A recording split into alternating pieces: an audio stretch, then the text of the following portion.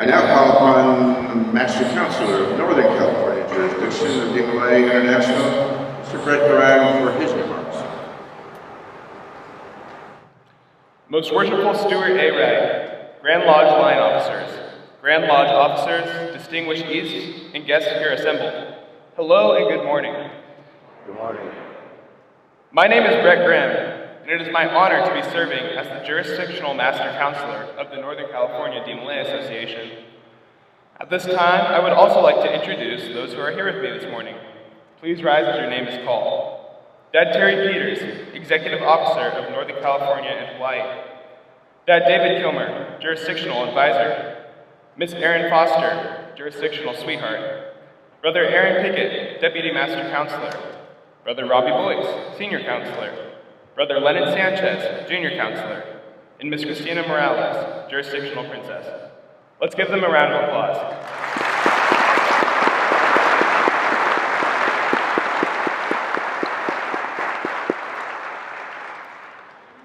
I'd like to start off this speech in the same manner I have of every other speech I've given to a Masonic body this year, by saying thank you for being the role models that myself and every other member of DeMolay looks up to.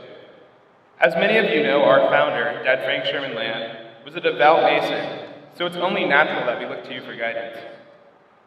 I joined DeMolay when I was 13 years old. I walked into the Masonic temple on that warm May night wearing an old hand-me-down jacket that was slightly too long in the sleeves and slightly too tight in the torso, but that didn't matter at the time. The only thing that mattered was that night, I was joining an organization that I had heard my grandfather talk about in high praise from time to time. As I walked into the building, I wasn't sure how I felt. It was also foreign and different to me. We were invited to sit down for dinner before the meeting, and after the dinner, we were brought over to a room with two larger doors. My parents and grandparents were then asked to go inside, but I stayed outside and waited for further instruction. I then went through the initiatory degree, where I learned about the 7 cardinal virtues, and following that, I went through the DeMolay degree, where I watched a play about the heroic knight Jacques DeMolay and his fidelity until death to his brethren. I watched the degrees and listened to the lessons, but at first I don't think I took them to heart. I continued to go to chapter meetings where I would sit through the meeting and help plan events and community service projects, and that was all I really did until one day something changed. My advisor, Dad Adam Wilson, pulled me aside during dinner. He asked me about my plans for DeMolay and mentioned that I should run for the line as junior counselor. At the time I agreed because I thought it was expected that every member of DeMolay did that. But later that night after the meeting, something happened. I went home and I was preparing to go to bed, but I just couldn't fall asleep. I kept on thinking about DeMolay and what I was doing. What would it mean to be an officer of my chapter? What does it mean to show filial love, reverence for sacred things, courtesy, comradeship, fidelity, cleanness, patriotism, and the teachings of the heroic life and death of Jacques DeMolay? This was the turning point that DeMolay began to shape me into the person I am today. After that night, I decided I wanted to make a change in DeMolay. The next meeting, I turned in my letter of intent to run as junior counselor and continue to work until I finally was installed as chapter master counselor. During your installation as master counselor, you take another set of vows that start off by asking if you promise to follow in the footsteps of Jacques DeMolay should service and duty demand it. Now, I think for every DeMolay this means something different. But to me, it meant that I would continue to serve DeMolay to the best of my ability, just as Jacques DeMolay did to the Templars. So I continued to grow and learn more from the organizations.